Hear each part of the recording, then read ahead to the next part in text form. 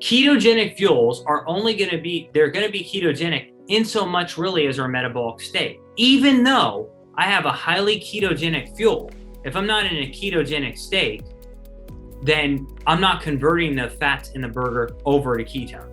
That's why, again, I talk about the hierarchy. Metabolic state, mitochondria, which again, Pruvit does with ketones, with intermittent fasting, modified fasting, and by promoting metabolic state, okay? But if you have substrate and you're not in a metabolic state, it's not gonna promote ketogenesis. You gotta take the bun off of the burger. Ketogenesis is the production of ketones in the liver, in the body from fat. It happens in the mitochondria. The metabolic state powers ketogenesis.